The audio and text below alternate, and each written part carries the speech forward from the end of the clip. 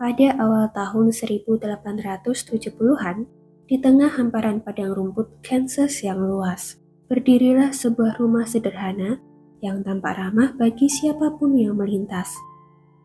Disinilah keluarga Bender tinggal setelah terjadinya perang saudara yang memaksa suku Indian Osage dipindahkan dari tempat tinggal mereka di Lubbock County ke Oklahoma. Saat itu, Kansas sangat tidak diperhatikan oleh pemerintah, dan meskipun memiliki hakim dan polisi, namun mereka sangat korup. Oleh karena itu, pemindahan ini juga bertujuan agar Kansas dihuni oleh orang Eropa dan para imigran, sehingga Kansas tidak menjadi tempat yang terabaikan. Pada tahun 1862, pemerintah membentuk Undang-Undang Homestead yang menyatakan bahwa pemerintah akan menawarkan lahan seluas 160 hektar dengan harga murah bagi siapa saja yang ingin membangun kehidupan baru di sana. Keluarga Bender bisa dikatakan sebagai salah satu dari 5 keluarga pertama yang mengambil kesempatan ini. Awalnya, John Bender yang berusia 60 tahun menyiapkan rumah kayu sederhana bersama putranya, yaitu John Bender Jr. yang berusia 25 tahun. Rumah itu lengkap dengan toko dan tempat makan kecil sebagai sumber penghasilan mereka kelak. Setelah selesai, baru istri John Bender, yaitu Elvira Bender, yang berusia 55 tahun, bersama dengan putrinya yang bernama Kate dan berusia 23 tahun, bergabung untuk menghuni rumah barunya. Mereka dikenal oleh para tetangga sebagai imigran Jerman yang bekerja keras, meskipun memiliki banyak keanehan. John Bender hanya dapat berbicara sedikit bahasa Inggris dengan aksen yang kental, bahkan biasanya tidak dapat dipahami. Dia sangat menjijikkan, kasar, tidak memiliki rasa bersalah, kotor, tidak senonoh, dan pemarah. Sedangkan John Bender Jr. yang berwajah tampan dengan rambut pirang dan berkumis, mampu berbicara bahasa Inggris dengan lancar, meskipun menggunakan aksen Jerman. Anehnya, John Bender Jr. sering tertawa tiba-tiba dan tanpa alasan, membuat banyak orang menganggapnya sedikit mengalami gangguan jiwa. John Bender Jr. juga tampak seperti hyena ketika sedang lapar. Dia makan dengan sangat menjijikkan dan tidak beretika. Elvira sama sekali tidak bisa bahasa Inggris, dan dia dikenal akan ketidakramahannya kepada para tetangganya, sehingga Elvira mendapat julukan sebagai iblis perempuan. Elvira lahir dengan nama Almira Hillmark di pegunungan Adirondack, dan dia sebelumnya telah menikah dengan Simon Mark. Elvira mengaku telah memiliki 12 anak, dan berdasarkan rumor, Kate adalah putri kelimanya. Kemudian, Elvira menikah lagi dengan William Stephen Griffith sebelum bersama John Bender. Dikabarkan, jika Elvira telah menghabisi beberapa suaminya, namun rumor tersebut tidak pernah terbukti. Sementara itu, putri mereka, Kate Bender, sebenarnya berbudaya dan cukup menarik, tetapi dia tidak kalah aneh daripada yang lain. Dia dapat berbicara bahasa Inggris dengan baik, dengan sedikit aksen Jerman. Namun, Kate sangat egois. Dia menawarkan jasa sebagai seorang penyembuh dan dukun wanita. Untuk memperkenalkan jasanya, Kate kerap membagikan brosur yang mengiklankan kekuatan supranatural dan kemampuannya dalam menyembuhkan penyakit. Tidak hanya itu, Kate juga mampu melakukan pemanggilan arwah dan memberikan ceramah tentang spiritualisme ajaran sesat, yaitu menganjurkan orang-orang melakukan free love. Dia secara terang-terangan menyatakan pernah berhubungan badan dengan kakak laki-lakinya. Menurutnya, wanita tidak seharusnya membatasi diri pada satu cinta saja, dan rasa cinta antara seorang kakak terhadap adiknya tidak boleh diredam. Beberapa tetangga keluarga Bender mengatakan bahwa John Bender Jr. dan Kate sebenarnya bukanlah kakak beradik, melainkan pasangan suami istri. Dalam ceramahnya, Kay juga menyatakan bahwa mengambil nyawa orang lain mungkin merupakan suatu kebaikan. Namun, inilah yang membuatnya menjadi terkenal. Popularitas Kate menjadi daya tarik besar bagi rumah keluarga Bender, karena ada banyak penggemar yang datang berkunjung ke rumah tersebut. Mereka berasal dari berbagai daerah dengan berbagai latar belakang perekonomian. Entah siapa yang menyarankan, namun keluarga Bender akhirnya sepakat untuk memiliki pekerjaan lain yang sangat mengerikan.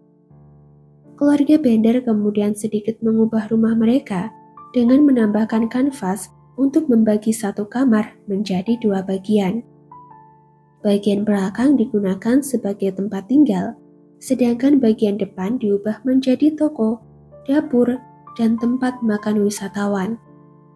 Mereka juga menawarkan barang-barang kecil hingga tempat penginapan untuk istirahat. Kebetulan, jalan di mana rumah keluarga Bender berdiri merupakan jalan yang sering dilalui oleh para pelancong.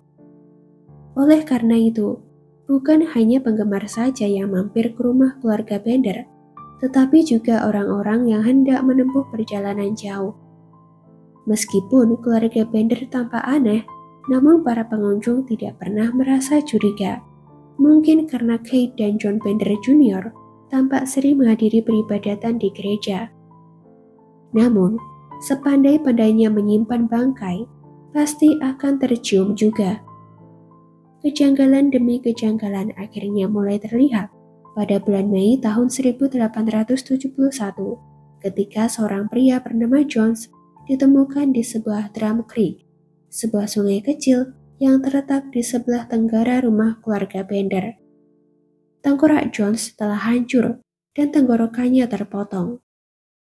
Penyelidikan telah dilakukan dan seseorang telah dicurigai, namun tidak ada tindakan lebih lanjut yang diambil polisi. Tetapi seiring berjalannya waktu, jasad-jasad manusia semakin sering ditemukan di sekitar lokasi tersebut. Pada bulan Februari tahun 1872, dua pria ditemukan dengan luka yang sama, dan pada musim gugur tahun 1873, laporan tentang banyaknya orang hilang telah menyebar ke seluruh wilayah, membuat para pelancong menghindari rute tersebut. Daerah tersebut memang dikenal dengan penjahat dan pencuri kuda, tetapi mereka tidak pernah menyangka jika ada yang lebih mengerikan daripada itu. Petugas seringkali menangkap beberapa orang yang terkait dengan kasus tersebut, namun mereka kemudian dibebaskan. Bahkan, petugas telah mengusir banyak orang tak bersalah yang dicurigai sebagai tersangka. Pada musim dingin tahun 1872, Longcore dan putrinya yang berusia 18 bulan bernama Mary Ann juga hilang secara misterius. Mereka telah meninggalkan Independence, Kansas untuk bermukim di Iowa setelah kepergian istri Longcore untuk selamanya. Pada musim semi tahun 1873, Dr. William Henry York, yang masih mantan tetangga Longcore, pergi mencari mereka. Sebelumnya, Dr. William telah menjual kuda dan keretanya kepada Longcore untuk melakukan perjalanan tersebut. Dr. William telah menanyai para penghuni rumah di sepanjang jalan, serta berhasil mengidentifikasi kereta dan kudanya. Dia juga berhasil mengetahui bahwa pakaian milik Longcore dan putrinya telah dijual. Dr. William menduga jika Longcore telah mencapai Fort Scott, dan pada tanggal 9 Maret, Dr. William memutuskan untuk kembali ke Independence. Namun, dia juga hilang secara misterius. Karena Dr. William berasal dari keluarga terkemuka, hilangnya Dr. William ini menimbulkan kecurigaan dan memulai pencarian yang menguak apa yang selama ini terjadi kepada banyak pelancong yang hilang secara misterius. Dua saudara laki-laki Dr. York yang bernama Colonel Ed York dari Fort Scott dan Alexander M. York yang seorang veteran, pengacara, dan anggota Senat Negara bagian Kansas segera melakukan pencarian. Mereka membentuk regu pencari yang terdiri dari 75 orang dan memimpin rombongan tersebut untuk menyisir jalan yang dilalui Dr. York. Mereka menanyai setiap pelancong yang akhirnya menunjukkan bahwa ada sebuah wisma di Kansas yang sering menjadi tempat para pelancong beristirahat. Pada tanggal 28 Maret tahun 1873, Kolonel Ed York bersama dengan Tuan Johnson tiba di penginapan keluarga Bender. Mereka menjelaskan bahwa saudaranya telah hilang dan menanyakan apakah mereka melihatnya. Pada pertemuan awal ini, keluarga Bender mengaku tidak mengetahui apapun tentang Dr. York dan menyatakan bahwa Dr. York mungkin telah bertemu dengan orang Indian di dekat Drum Creek karena John Bender Jr. telah ditembak pada waktu yang hampir sama ketika Dr. York menghilang. Kolonel Ed York pun mempercayainya dan meninggalkan rumah keluarga Bender. Namun, ketika Kolonel Ed York menyelidikinya, dia justru menemukan banyak bukti jika keluarga Bender terlibat dengan hilangnya banyak pelancong selama ini. Seorang wanita yang mereka tanyai mengaku jika dia berhasil melarikan diri dari penginapan keluarga Bender setelah Elvira mengancamnya dengan pisau. Akhirnya, pada tanggal 3 April, Kolonel Ed York dengan membawa pasukan bersenjata kembali ke rumah keluarga Bender. Elvira yang awalnya berpura-pura tidak mengerti bahasa Inggris, pada akhirnya berteriak dengan bahasa Inggris yang fasih, menyatakan bahwa wanita yang telah diancamnya dengan pisau adalah seorang penyihir yang telah mengutuk kopinya dan memerintahkan para pelanggan untuk meninggalkan rumahnya. Elvira kemudian mengusir Kolonel Ed York beserta pasukannya, namun semuanya telah terlambat. Kolonel Ed York yang cerdas telah menyadari ada kejanggalan di balik rumah keluarga Bender. Kate kemudian berusaha meredakan situasi dengan menawarkan kemampuan supranaturalnya untuk membantu Kolonel Ed York dalam mencari saudaranya. Dia meminta agar Kolonel Ed York kembali lagi pada hari Jumat malam dengan membawa lebih sedikit pasukannya, dan dia akan mengantarnya ke makam Dr. York. Tidak lama kemudian, masyarakat mulai menuduh komunitas Osage sebagai dalang di balik kasus orang hilang yang banyak terjadi. Kericuhan pun terancam pecah, dan untuk mengatasi masalah ini, pemerintah mengadakan pertemuan publik di gedung sekolah Harmony Grove. Dalam pertemuan tersebut, masyarakat setuju untuk menggeledah setiap properti antara Big Hill Creek hingga Drum Creek untuk mencari tahu dengan pasti siapa yang layak bertanggung jawab. Sebanyak 75 penduduk setempat menghadiri pertemuan tersebut, termasuk Kolonel Ed York dan John Bender bersama dengan John Bender Jr. Kolonel Ed York sebenarnya telah mencurigai keluarga Bender sejak kunjungan keduanya, namun Kolonel Ed York belum memerintahkan pasukannya melakukan pengawasan. Alhasil, tidak ada seorang pun yang tahu jika keluarga Bender telah merencanakan pelarian setelah menghadiri pertemuan tersebut. 3 hari kemudian, Billy Toll yang sedang menggiring ternak melewati rumah keluarga Bender melihat hewan-hewan di rumah keluarga Bender yang dalam kondisi kelaparan. Ini sangat aneh, karena sebelumnya keluarga Bender tidak pernah membiarkan ternaknya kelaparan. Billy kemudian segera melaporkan hal ini kepada wali kota, tetapi karena cuaca buruk, penyelidikan terpaksa ditunda hingga beberapa hari. Ketika cuaca telah membaik, wali kota membentuk regu pencari yang terdiri dari ratusan warga, termasuk Kolonel Ed York. Penggeledahan di rumah keluarga Bender pun segera dilakukan, di mana mereka segera dikejutkan dengan hal yang mengerikan. Rumah keluarga Bender telah kosong, tidak ada makanan, pakaian, dan barang-barang pribadi yang tertinggal. Yang ada hanyalah bau busuk yang berasal dari pintu kecil yang ditutup rapat di bawah tempat tidur. Regu pencari yang penasaran bersama-sama memegang sekop untuk menggeledah rumah tersebut. Ketika membuka pintu kecil tersebut, mereka menemukan sebuah ruangan kecil kosong dengan gumpalan darah yang tampak meresap melalui lantai batu ke dalam tanah di bawahnya. Mereka kemudian melakukan penggeledahan ke kebun sayur dan kebun apel yang biasa dikelola oleh Elvira dan Kate. Di sana, mereka berhasil menemukan gundukan tanah berisi tubuh Dr. York yang terkubur di makam yang sangat dangkal. Penggalian akhirnya terus dilakukan di lokasi tersebut, dan hanya dalam sehari, regu pencari berhasil menemukan 10 tubuh manusia dan beberapa bagian tubuh lainnya yang telah terpotong menjadi beberapa bagian. Para korban ini memiliki cedera kepala yang sama, kemungkinan besar karena dipukul dengan palu sebelum tenggorokannya dipotong. Namun, salah satu korban yang diduga bernama Mary Ann tampak dikubur hidup-hidup. Banyak dari tubuh-tubuh korban juga telah dipotong dengan tidak senonoh karena terdapat trauma pada alat vitalnya. Penemuan-penemuan ini membuat seluruh warga Kansas marah, dan karena keluarga Bender telah melarikan diri, mereka melampiaskan amarahnya kepada teman keluarga Bender yang bernama Brockman.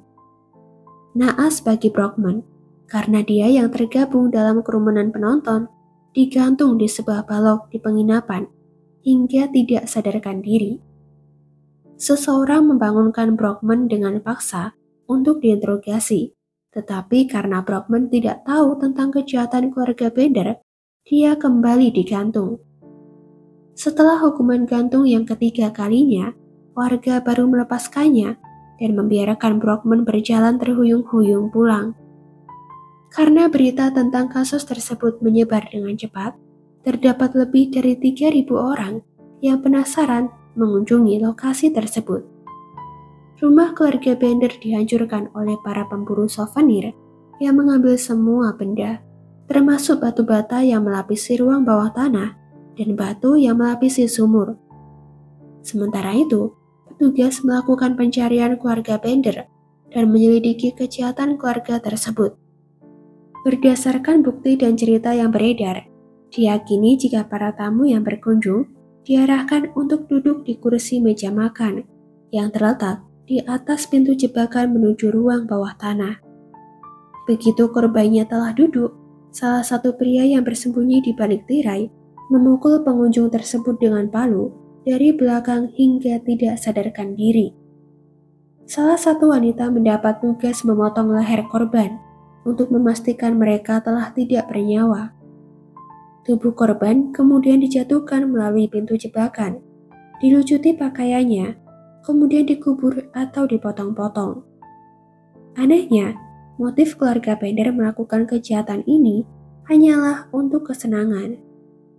Beberapa barang curian seperti kuda, pelana, dan pakaian para korban memang dijual untuk menghilangkan bukti yang mencurigakan. Sebanyak 12 lubang peluru juga ditemukan di rumah keluarga Bender. Kemungkinan besar berasal dari korban yang mencoba melawan. Kesaksian dari orang-orang yang pernah tinggal di rumah keluarga Bender dan berhasil melarikan diri mendukung dugaan metode kejahatan keluarga Bender. Dalam upaya menemukan keluarga Bender, Senator negara bagian menawarkan hadiah sebesar $1.000, disusul pada tanggal 17 Mei.